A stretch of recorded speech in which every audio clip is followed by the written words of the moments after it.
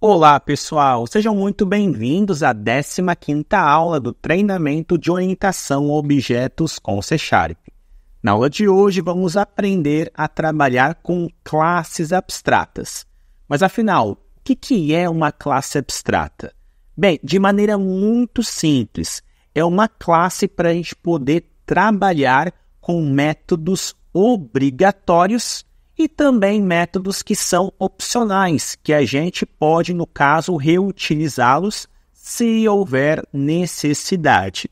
Uma classe abstrata, ela não pode ser instanciada. Então, Ralph, eu posso criar um objeto de uma classe abstrata? Não. Então, por exemplo, se eu tenho uma classe chamada minha classe abstrata obj igual a new, eu não vou conseguir. Por quê? A classe abstrata tem o foco para a gente implementar métodos obrigatórios e métodos também que são opcionais, caso a classe que esteja herdando queira utilizá-los ou não.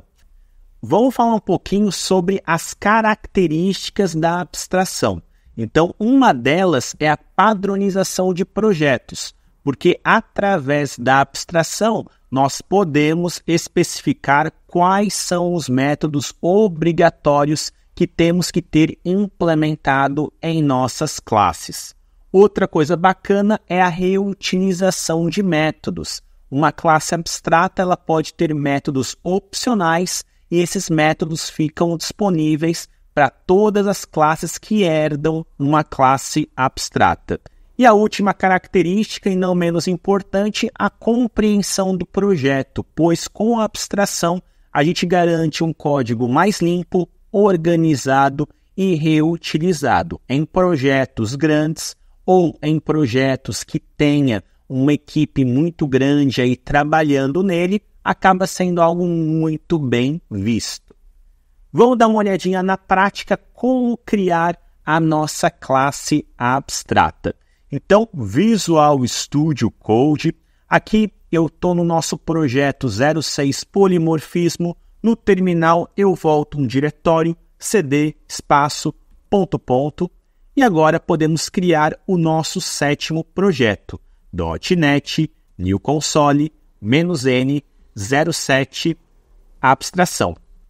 Projeto criado, File, Open Folder, 07 abstração, Enter. Podemos fechar a janela de boas-vindas e criar duas classes, uma chamada ações.cs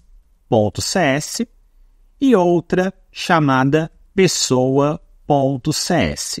Vou aproveitar e abrir também o program.cs, ocultar o explorador de arquivos e em seguida na classe ações vou dar um zoom e agora class ações, pulo uma linha, abro e fecho chaves. Para essa classe ser abstrata, basta utilizarmos a palavra reservada abstract antes da palavrinha class. Então, aqui em cima, na primeira linha, eu vou digitar abstract. Prontinho, temos a estrutura de uma classe abstrata. Então, aqui eu posso ter métodos obrigatórios e métodos opcionais. Então, por exemplo, eu vou separar aqui em um comentário para ficar mais organizado, métodos obrigatórios.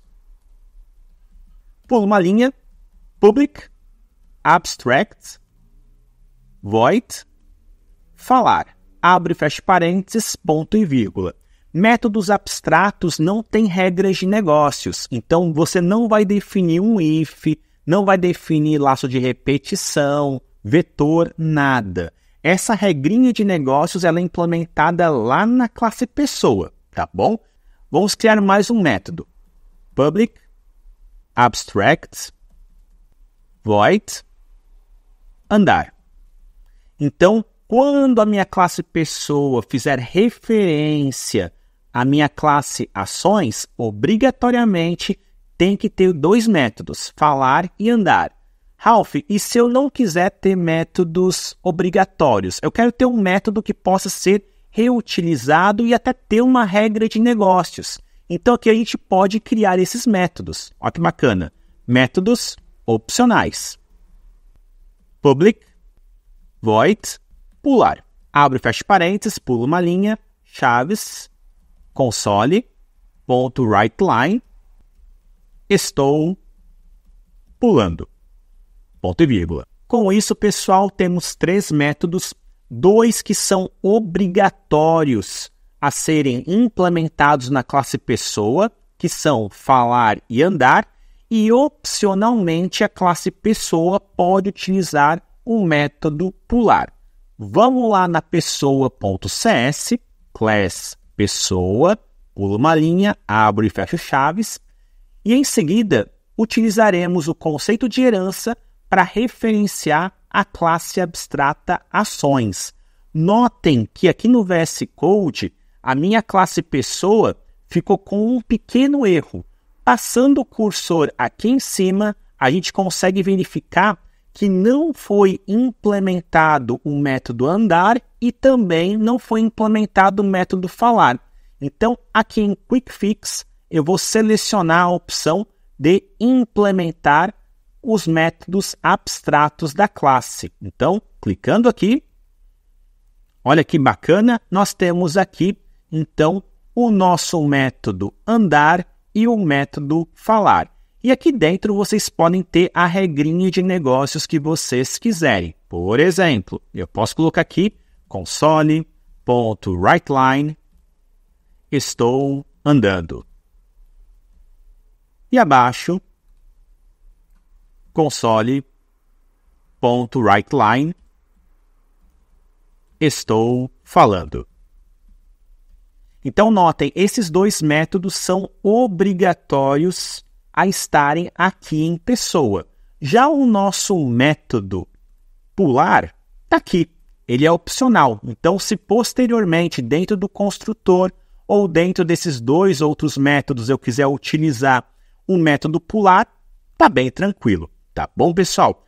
E lá no nosso program.cs, deixa eu apagar aqui o nosso conteúdo, vou criar um objeto, pessoa p igual new, p ponto, olha que legal, eu consigo andar, eu consigo falar e eu consigo pular. Então, mesmo eu não tendo utilizado em nenhum momento o método pular lá na classe pessoa, como temos uma herança e esse método pular ele é público, a gente consegue utilizar tranquilamente. Então, p.andar, p.falar, p.pular. Salvando, .NET Run, olha que bacana, estou andando, estou falando, estou pulando. Com isso, então, gente, vimos o conceito de uma classe abstrata. Então, como eu falei, ela vai ser muito utilizada em projetos grandes para a gente manter a organização e reutilização dos nossos métodos. Espero que vocês tenham gostado da aula, que tenham entendido esse conceito. Tendo qualquer dúvida, por favor, comenta aqui embaixo. Não esqueçam daquele like e até a próxima aula.